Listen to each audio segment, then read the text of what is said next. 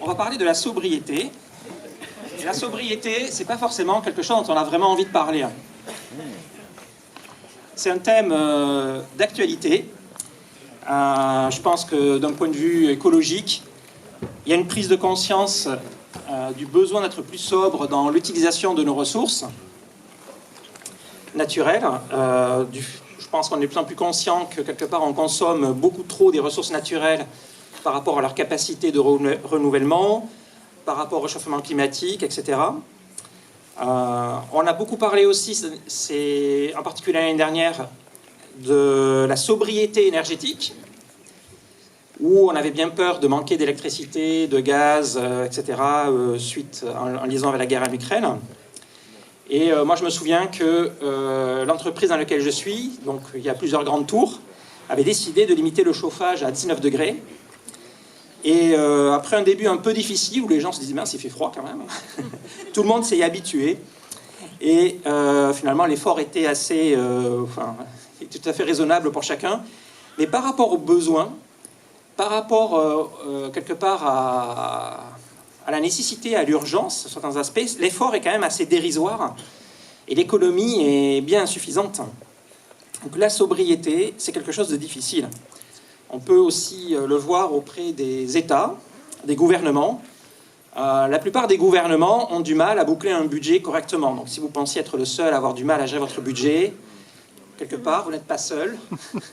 Les États, la plupart, presque tous sans exception, ont du mal à faire en sorte que leurs dépenses ne dépassent pas leurs revenus. Et c'est un sujet d'actualité, bien sûr. Certains voient leur note de crédit, et la note de crédit, c'est le degré de confiance dégradé. Il y a une perte de confiance dans la capacité à en rembourser. On se demande si ces États vont être capables, nos États vont être capables de rembourser leurs dettes. Et c'est un sujet d'inquiétude. Et en fait, que ce soit au niveau de l'État ou de la planète, il y a un sentiment d'impuissance à parvenir à la sobriété nécessaire. Et je crois qu'on peut être aussi à plusieurs à le ressentir à l'échelle individuelle. Pour beaucoup, c'est difficile de garder sous contrôle nos finances ou notre gestion du temps, ou quelque part d'éviter de se libérer de certaines addictions.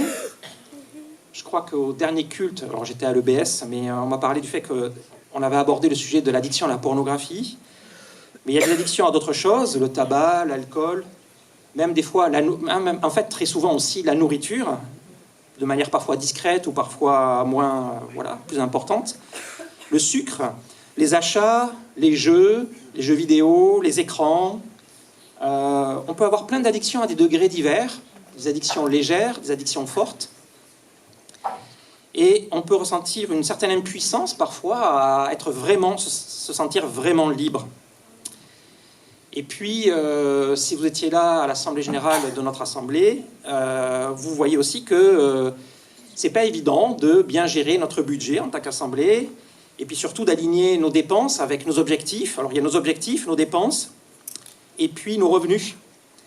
Et cette année, on avait nos dépenses qui dépassaient un peu nos revenus. Pas de quoi s'alarmer, on est loin d'être endetté, mais la question c'est est-ce que notre Église, notre Assemblée doit faire plus d'efforts pour être sobre, ou aussi est-ce que nous on peut donner davantage pour lui donner plus de moyens. Et ça ne sera pas forcément le thème principal de mon message, mais je trouve que ça donne un peu le contexte. Je trouve que l'Église a fait d'énormes progrès dans sa sobriété depuis 25 ans. Donc moi je suis là depuis 93. Et à l'époque, l'Église croissait en nombre et il y avait un peu cette idée qu'on ne devait pas trop compter les dépenses puisqu'on faisait grandir le royaume de Dieu. Et donc, on n'était pas très sobre sur plein d'aspects. Et on a fait beaucoup de progrès dans les salaires, quelque part dans l'organisation des retraites de l'Église, des camps, pour les conférences, les locations de salles. On a fait, je trouve, d'énormes progrès en sobriété, en bien calculer, bien minimiser les dépenses, bien les aligner en face des besoins. Beaucoup d'efforts. Et je trouve que, et les personnes qui travaillent à plein temps dans notre assemblée, je trouve qu'elles ont un style de vie vraiment sobre aussi. Et donc, et la question aussi, c'est nous, qu'est-ce qu'on fait de nos ressources pour l'Église? Et il n'y a pas que l'argent, c'est le temps. Parfois, on peut donner, en fait, le temps permet d'avoir moins besoin d'argent. Si davantage d'entre nous consacrent du temps à organiser des choses dans l'Église, eh bien, il y aura peut-être besoin de moins de ressources financières. Notre énergie, mais en fait, quoi qu'on donne pour l'Église ou pour les gens autour de nous, ça va demander une certaine sobriété dans notre vie. La sobriété au niveau de l'argent, mais aussi du temps, et aussi de notre énergie, quelque part. Parce que tout ça, c'est des vases un peu communicants. Si on travaille plus, on va gagner plus, mais du coup, on prend sur le budget temps. Peut-être qu'on va diminuer le temps de sommeil, mais du coup, on va perdre de notre énergie. Donc tout ça, c'est un peu associé. Et du coup, on comprend bien qu'il y a un enjeu de sobriété personnelle. Et je propose de regarder qu'est-ce que c'est la sobriété. Donc déjà, c'est quoi la sobriété? On va regarder la définition dans le dictionnaire. Et puis aussi, quelque part, la définition, ou surtout le contexte, quand le mot est utilisé dans la Bible. Donc, dans le dictionnaire, vous voyez comme définition, on dit que quelqu'un est sobre quand il mange ou boit avec modération, et en particulier l'alcool, qui montre de la mesure et de la réserve dans certains domaines, qui est marqué par la mesure et la modération, et puis dans un contexte un peu plus de décoration ou d'artisanat, qui n'a pas recours au surcharge, aux ornements inutiles. Et puis il y a des synonymes du mot sobriété. Il y a l'abstinence, la frugalité, la tempérance, la simplicité, la discrétion, le dépouillement, à nouveau simplicité, austérité, ascétisme, sévérité. Ça, c'est des termes un peu extrêmes. Mesure, circonspection, modération, pondération, réserve, retenue. Voilà les termes qu'on voit dans le dictionnaire. Et dans la Bible, les mots qui sont traduits dans la plupart des versions françaises par sobriété, eh bien on trouve deux racines. La première, donc il y a le mot et le verbe, népho, néphaléos, où le verbe est le mot, et sophron, sophronéo. Donc voilà, je ne suis pas expert en grec, mais c'est le terme qu'on va trouver derrière sobre dans la plupart de nos traductions. C'est des termes qui reviennent 8 fois et 10 fois, respectivement. Et on le voit en particulier dans la première épître de Pierre. Donc là, il y a pas mal de passages. On ne va pas tous les lire en détail, mais c'est pour vous donner une vision d'ensemble. Je vais quand même les lire rapidement. Dans la première épître de Pierre, verset 13, « C'est pourquoi tenez votre intelligence en éveil, soyez sobre, et mettez toute votre espérance dans la grâce qui vous sera apportée lorsque Jésus-Christ apparaîtra. » Et on voit, j'ai mis en gras à la fois le mot sobre, mais aussi les mots qui sont très souvent associés au terme sobre dans la Bible, ou dans ces passages qu'on va lire. Donc ici, on a éveil, mais on a aussi espérance, grâce. 1 Pierre, chapitre 4, versets 7 à 8, « La fin de toute chose est proche. Soyez donc sages et sobres. » Sophronéo ici, c'était népho dans le verset d'avant, et sophronéo ici, « afin de vous livrer. » Et là, on retrouve népho, un terme qui veut dire être sobre, pratiquer la sobriété, à la prière. Donc ici, on voit le terme, en fait, de sobriété, c'est plutôt se concentrer sur la prière ici. Se concentrer sur quelque chose. Avant tout, ayez un amour ardent les uns pour les autres, car l'amour couvrira une foule de péchés. Et ça donne un peu aussi le contexte. C'est qu'on est sobre pour faire quelque chose. Chapitre 5, verset 8, « Soyez sobres, restez vigilants. Votre adversaire, le diable, rôde comme un lion rugissant, cherchant qui dévorer. » Donc là, sobre est associé avec vigilance, et au verset 13, plus là-haut, on voyait, est associé au terme éveil. Et on va retrouver ça. Donc dans les autres épîtres, donc j'ai pas tout mis, j'en ai mis quelques-unes, et parfois on trouve les deux mots grecs associés. Donc par exemple, 1 Timothée 3, verset 2, le verset demande à l'évêque ou l'ancien responsable, terme synonyme, d'être sobre, réfléchi. Donc les deux mots grecs signifient sobre, mais avec des nuances. Réglé dans sa conduite, hospitalier, capable d'enseigner. À 1 Thessaloniciens 5, versets 6 à 8, on va retrouver plusieurs fois le thème le mot sobre. Et là, je vais lire parce que je trouve un contexte très intéressant. « Mais vous, frères et sœurs, vous n'êtes pas dans les ténèbres pour que ce jour vous surprenne comme un voleur.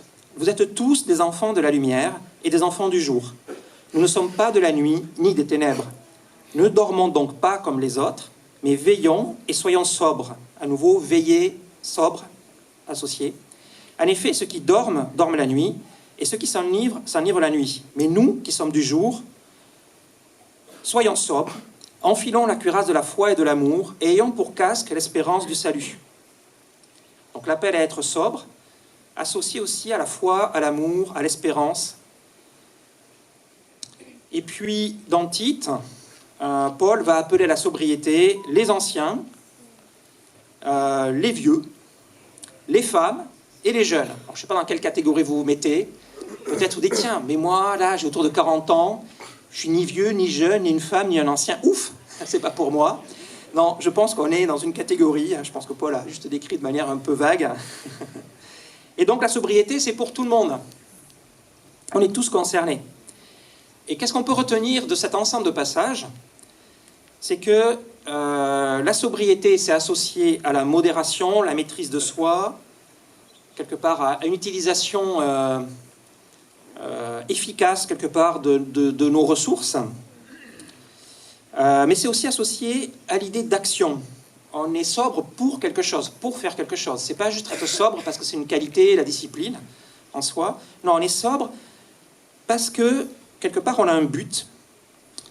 Et c'est tourné, cette action, cette sobriété, elle est tournée vers la lumière, l'espérance, la grâce, l'amour, la prière. Voilà les mots qu'on voit associés à la sobriété. On est sobre pour ces choses-là. Et donc, je comprends, moi, que finalement, être sobre, ça correspond à garder le focus sur ce qui est essentiel, sur ce qui est vraiment important. Et dans la Bible, en fait, il y a une des définitions du dictionnaire qui n'est pas vraiment associée à la sobriété, c'est le côté ascétisme, austérité, sévérité. Ça, c'est un peu une déformation, et ce n'est pas la sobriété dans la Bible. Et pour exemple, on voit Jésus, où les pharisiens le critiquaient parce que justement, ils le trouvaient quelque part pas assez sobre selon leurs critères, ce qui était très hypocrite de leur part, hein, parce qu'évidemment, ils se montraient sobres à certains aspects, enfin, ils se montraient radicaux dans un certain ascétisme, mais beaucoup moins dans d'autres. Et de Jésus, on a dit en Luc 7, verset 34, « C'est un glouton et un buveur, un ami des collecteurs d'impôts et des pécheurs. » Pourquoi? Parce que le Fils de l'homme, il est venu, il mange et il boit. Et donc, il le critiquait en disant « Mais Jean-Baptiste, il est plus radical que toi. » Et bon, il y a tout un contexte, et je ne veux pas forcément parler de ça, mais l'idée, c'est que la sobriété dans la Bible, c'est tourner vers l'action. C'est pas se priver pour faire preuve d'une sorte d'ascétisme, de rigueur en soi. C'est pour, en fait, je vais concentrer quelque part mon énergie, mes pensées, mon temps, mes moyens financiers, ma créativité. Je vais la concentrer sur ce qui compte vraiment. Donc ça nous fait la transition sur pourquoi être sobre. Et donc, ça, je ne sais pas s'il y a le... Après, voilà. Pourquoi être sobre? Alors, pourquoi, c'est pour quoi? Pour quelle raison? Et moi, ça fait un moment que je réfléchissais un peu à cette classe, parce qu'on s'est dit, voilà, ça fait partie des thèmes qu'on voulait enseigner. Et depuis 2 mois que je commence à réfléchir à ce thème, en fait, j'ai pas mal évolué. Parce qu'au début, quand j'ai réfléchi à cette classe, je me suis dit, tiens, bon, il y a des domaines où je pense que j'ai fait des progrès dans ma vie, où on peut expliquer de comment être sobre et pourquoi c'est bien, pourquoi ça fait du bien aussi dans notre vie d'être sobre. Mais j'ai réalisé en fait que même si j'avais fait des progrès dans certains domaines, je suis un peu plus discipliné dans certains domaines de ma vie, je pense que je gaspille un peu moins d'argent pour des gadgets technologiques qu'avant, mon côté geek est davantage maîtrisé, je perds plus de temps, ou beaucoup moins, dans tout ce qui est jeux, ordinateur. Mais il y a quand même des domaines où je suis un peu déçu de mes progrès, voire peu de progrès, où j'ai le sentiment de perdre du temps, de l'énergie, par exemple sur Internet, smartphone, les nouvelles. Et puis il y a un cercle vicieux où, quand dans la journée, je sens que j'ai perdu pas mal de temps, j'ai un peu envie de chercher du réconfort dans des choses qui vont me faire perdre encore plus de temps ou d'énergie. Par exemple, si je me sens un peu coupable, j'ai envie de grignoter, quoi. Quand je grignote, mais en fait, ça ne donne pas d'énergie. Des fois, c'est le contraire, en fait. C'est un effet un peu vicieux. Ou alors, je vais m'échapper en regardant les nouvelles, tiens. Bon, ben, j'ai déjà perdu du temps, ben, j'en perds encore plus, pour oublier que j'ai perdu du temps. Donc à la fin, ça ne marche pas, hein. On perd encore plus de temps, et finalement, la réalité nous rattrape à un moment donné ou à un autre. Et en fait, il y a pas mal de journées où j'ai le sentiment de ne pas avoir accompli grand-chose, et l'impression d'avoir raté un peu une occasion de vivre une journée pleine de sens avec Dieu. Et parfois, ça donne le sentiment, je ne sais pas si vous ressentez ça, d'avoir une vie un peu insignifiante, ou trop insignifiante. Et donc, à force de méditer un peu sur cette thématique de la sobriété, j'ai fait un peu et cette question de la discipline. Il y a un truc qui m'a marqué, mais en fait, c'est assez récent, sur le fait que la clé pour moi, c'est... Le problème principal, c'est que je perds trop souvent le focus sur ce qui est important. Donc, le focus en termes de photographie. Quand vous photographiez quelque chose, vous allez devoir faire le focus, c'est-à-dire la zone de netteté, sur quelque chose de précis. Tout ne peut pas être net. Et dans notre vie, c'est pareil. On ne peut pas penser à tout avec intensité. Ce n'est pas possible. Donc, il faut se focaliser sur quelque chose. Il faut faire le focus sur quelque chose. Et moi, en fait, je pense que le matin, je perds mon focus d'emblée, quoi. Alors après, j'essaie de le retrouver. J'y arrive parfois un peu, mais... Quand on le perd le matin, ben c'est mal barré, en fait, en général. Et donc, ces passages me disent, ben en fait, il faut que dès le matin, je retrouve mon focus sur ce qui est vraiment important, quoi. Qu'est-ce qui est mon but? Qu'est-ce que je veux faire? Qu'est-ce que je veux faire de ma vie? Qu'est-ce que je veux accomplir? Quelle est ma source de motivation? Et c'est ça, la motivation, qui va nous donner, quelque part, le courage et ce qu'il faut pour... se discipliner et utiliser nos ressources, notre temps, notre énergie, notre créativité pour ce qui compte. Et donc on a Paul. Et l'exemple de Paul, je trouve qu'il y a deux passages qui illustrent bien ce thème. Le premier est 1 Corinthiens 9, versets 23 à 27, où Paul il dit « Et j'ai fait cela à cause de l'Évangile, afin d'avoir part à ses bénédictions. Ne savez-vous pas que les concurrents dans le stade courent tous, mais qu'un seul remporte le prix ? Courez de manière à le remporter. Tous les athlètes s'imposent toutes sortes de privations, et ils le font pour obtenir une couronne qui va se détruire. Mais nous, c'est pour une couronne indestructible. Moi donc, je cours, mais pas comme à l'aventure. Je boxe, mais non pas pour battre l'air. Au contraire, je traite durement mon corps, et je le discipline, de peur d'être moi-même disqualifié après avoir prêché aux autres. Et on retrouve exactement la même idée en Philippiens 3, versets 13 à 14, où Paul il dit « Frères et sœurs, je n'estime pas m'en être moi-même déjà emparé, mais je fais une chose, oubliant ce qui est derrière, et me portant vers ce qui est devant, je cours vers le but pour remporter le prix de l'appel céleste de Dieu en Jésus-Christ. » Donc on a un parallèle avec le sport, donc c'est l'époque des JO, donc c'est d'actualité. Quand on est passionné par quelque chose, quand on veut vraiment remporter un prix, une course, ou même vous avez peut-être fait de la compétition à une époque, en général, on s'entraîne, on s'impose une certaine discipline et on fait des sacrifices pour, disons, faire une belle compétition, faire de notre mieux. Parce que si on ne le fait pas, on le regrette. Alors moi, je me souviens, ça m'a marqué, je crois, depuis 30 ans. On avait un jeudi après-midi une séance d'entraînement d'athlétisme. Et puis, c'était le midi, le moment de manger. Et il y avait, la cantine s'était surpassée, avait fait une super bonne purée. Et donc... je me suis resservi. J'ai bien mangé en me disant, bon, le jeudi après-midi, des fois l'entraînement, il est assez tranquille. Pas de bol, le prof d'athlé avait décidé qu'il allait nous faire une séance assez difficile, fractionnée. On a fait une quinzaine de 400 mètres pour s'entraîner pour les crosses. Et j'ai regretté tout le long de la session, qui a duré une bonne heure et demie, la purée que j'avais mangée en trop. Et là, je me suis dit, bon, je m'en suis souvenu, comme vous voyez, 30 ans plus tard. J'aurais dû me discipliner.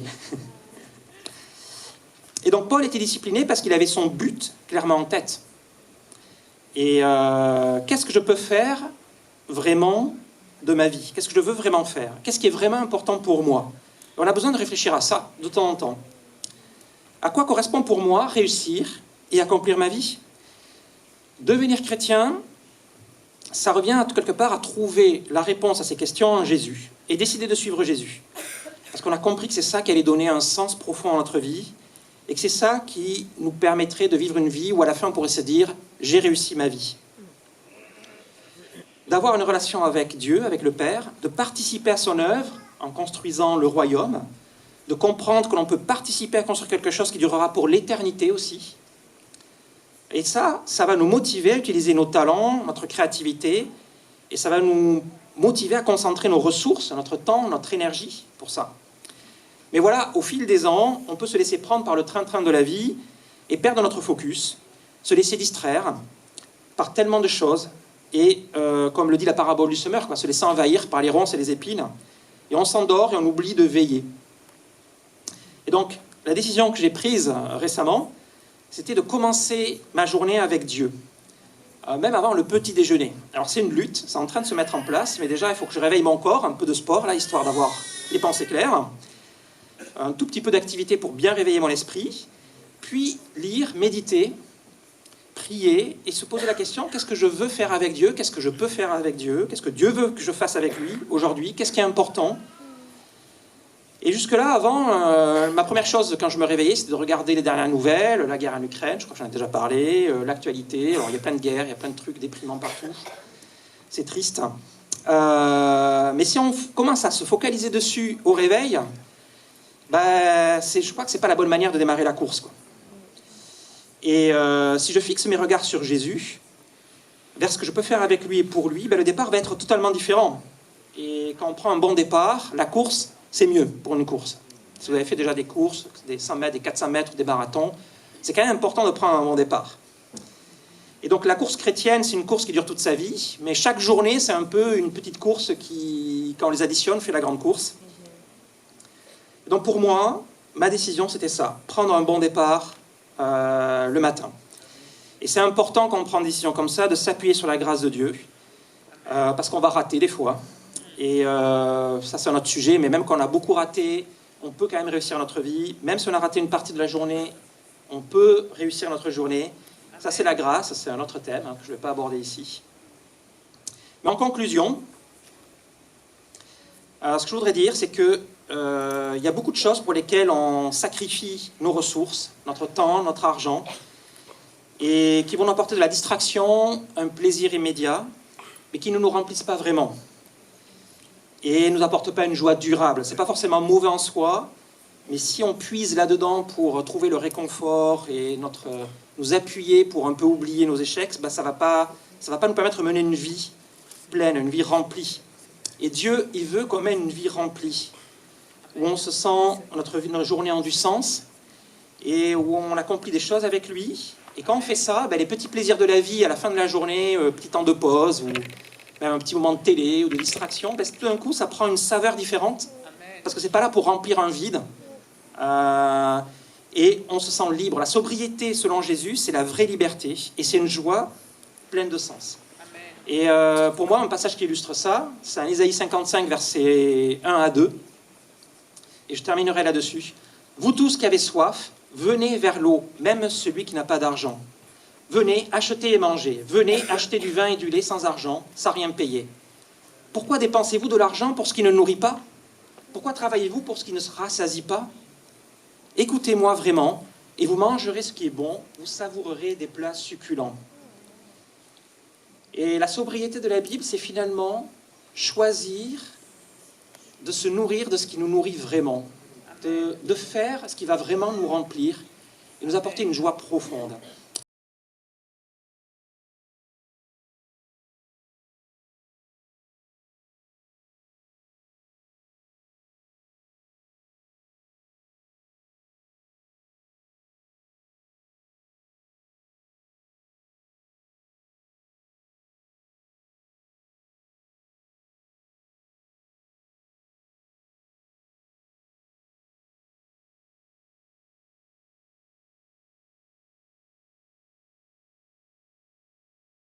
Et on se dit waouh.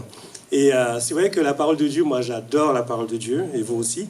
Et donc du coup, il y a l'enseignement, mais il y a aussi l'aspect pratique des choses. Donc Jésus nous a enseigné, mais il nous a appris aussi à marcher, comment marcher pratiquement. Et donc, tout à l'heure, Olivier parlait de l'Église, mais l'Église, c'est nous, chacun d'entre nous, et principalement moi. Et il y a tellement d'anecdotes financières dans ma vie que je ne sais même plus par quoi commencer. Mais j'ai tellement appris. Donc je vais apporter un exemple pratique ici ce matin, à ne pas imiter.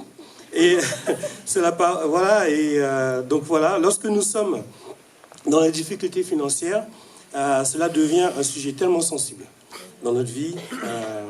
Mais pour que Dieu agisse, il faut le mettre à la lumière. Il ne faut pas avoir honte de ce qui se passe et vraiment en parler pour que Dieu agisse. Et parfois, on n'est pas souvent sobre dans ces moments-là. Et pour moi, parfois, j'ai honte, je manque de maîtrise en moi. Voilà. Donc, mon témoignage ce matin, c'est après notre mariage. Et on faisait attention à nos finances, comme tout le monde. Et tout se passait bien. Et c'était clair que c'était Albert qui devait gérer les finances. Parce que dans mon passé, j'étais pas vraiment sage avec ça. Et donc, j'ai dit à ma femme, comme elle est plus carrée, plus droite que moi, j'ai dit, écoute, ce serait bien que ce soit toi qui gères les finances. Donc, une année, je crois que Joey était bébé, et Julien était déjà né, nous sommes partis en vacances. On s'est dit, on va partir en vacances. Et donc, c'était au mois d'août, et on s'est mis d'accord pour ne pas trop dépenser. Et on n'avait pas un très gros budget, donc il ne fallait pas trop dépenser. Et je ne sais pas ce qui m'a pris. Arrivé en vacances, on a commencé à aller au resto et tout ça. Puis à un moment donné, Albert me dit, bon, tu sais, il faut être sage, il faut faire attention. Et voilà. Et puis moi, j'en avais assez, quoi. J'ai dit, écoute, donne-moi la carte bleue, ça suffit.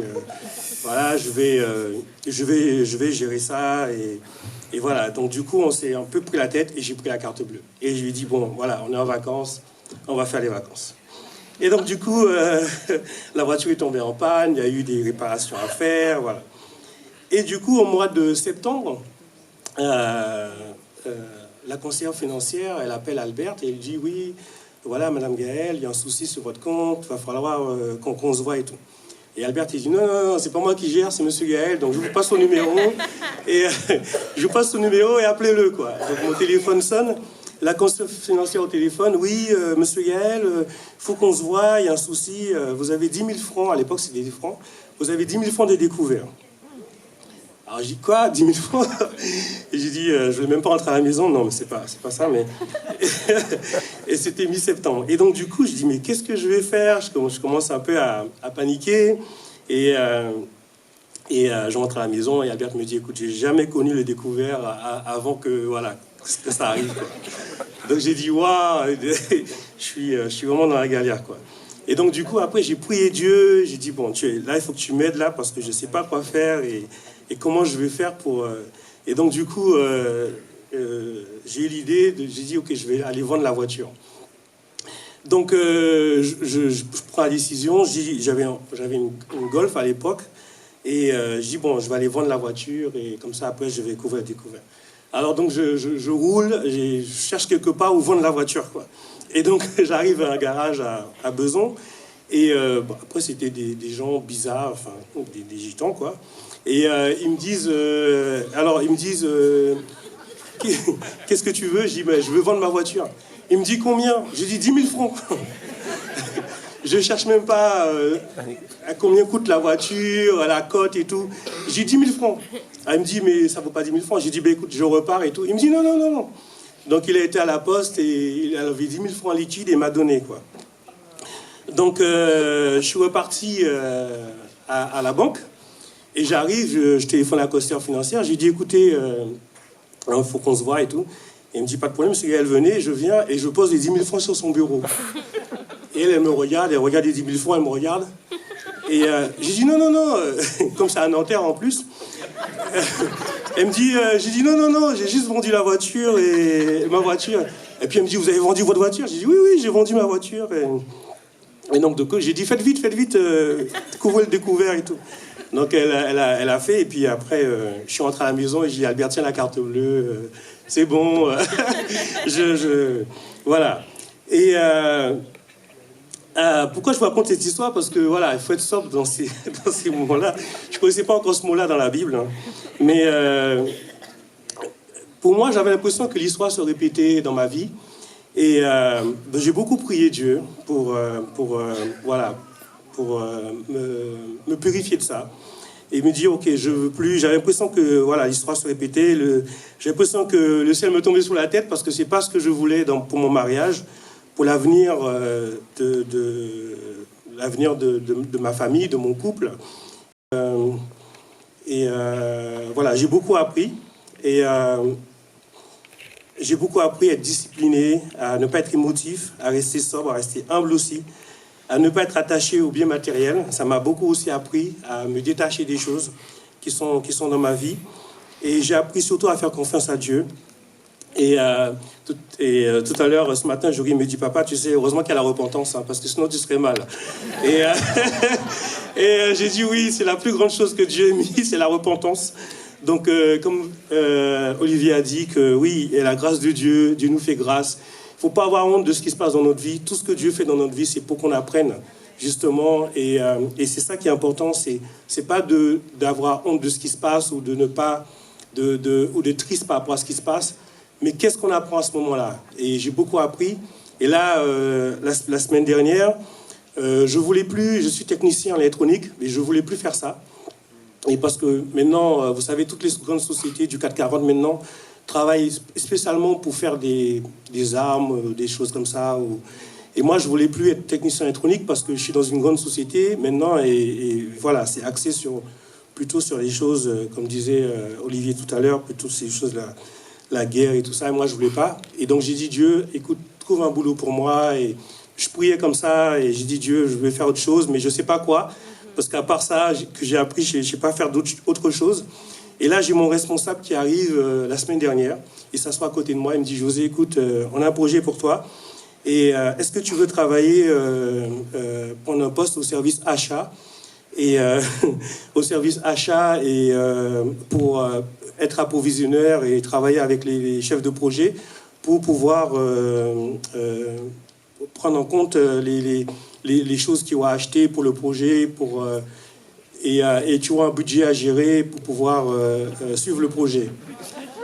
Et moi, je le regarde, je dis, Johan, mais t'es sérieux là? Il me dit, oui, on a pensé à toi, et tu as le profil, vas-y. Et du coup, j'ai vu les chefs de projet, j'ai vu mon responsable maintenant au niveau du service achat, et il est très content de moi, et je suis en formation maintenant pour travailler avec les acheteurs et gérer un portefeuille voilà, avec le client, appeler les clients, appeler les fournisseurs et tout ça. Donc j'ai dit voilà, Dieu, voilà, quand Dieu a un plan pour nous, il nous fait passer par toutes sortes d'émotions. Donc moi, j'ai un passage pour vous en Jacques 1 qui m'a beaucoup encouragé, qui dit, mes frères, regardez comme un sujet de joie complète les diverses épreuves auxquelles vous pouvez être exposés, sachant que la mise à l'épreuve de votre foi produit la patience, mais il faut que la patience accomplisse parfaitement son œuvre afin que vous soyez parfaits et accomplis sans faillir en Dieu. Moi, ça m'a beaucoup encouragé. Il y a des mots qui m'encouragent beaucoup là-dedans. Et de considérer les épreuves comme un sujet de joie complète. Alors c'est vrai, vous rigolez ce matin, mais Dieu aussi doit rigoler aussi quand il me voit. Mais amen, on rigole tous les deux. Parce que, voilà. Mais Dieu, il veut surtout que je sois parfait dans les domaines qu'il veut que je sois. Et donc, de tendre vers cette perfection, en tout cas. Donc, Hébreux 12, versets 4 à 8, il dit, vous n'avez pas encore résisté jusqu'au sang en luttant contre le péché. Et vous avez oublié l'exhortation qui vous a été adressée comme à des fils. Mon fils, ne méprise pas le châtiment du Seigneur et ne perds pas courage lorsqu'il te reprend. Car le Seigneur châtie celui qu'il aime et il frappe de verge tous ceux qu'il reconnaît pour ses fils. Supportez le châtiment, c'est comme des fils que Dieu vous traite. Amen. Car quel est le fils qu'un père ne châtie pas? Mais si vous êtes exempts du châtiment auquel tous ont part, vous êtes donc des enfants illégitimes et non des fils. Et moi, je vais être un fils, et vous l'êtes aussi, le fils et la fille de Dieu. Amen. Donc, amen. Donc voilà, moi ces ateliers sur les finances, ça me passionne. Et on a un autre atelier le samedi 15 juin à 14h au Moulin Vert. Il y a un atelier, voilà, ça va être sur les finances. Et le titre de cet atelier, c'est « Être libre ». Donc si vous venez, vous verrez à quoi ça consiste. Donc il y a Jonathan Silera qui va parler de bien gérer son budget au quotidien. Il y a moi qui va parler de comment gérer en couple, j'ai déjà commencé. Et Lisa va parler de comment gérer en tant que célibataire ses finances. Et Brad va parler comment apprendre aux enfants aussi à gérer pour commencer à leur apprendre. Voilà, donc merci de m'avoir écouté. Et bon dimanche. Et maintenant, on va prendre le repas du Seigneur.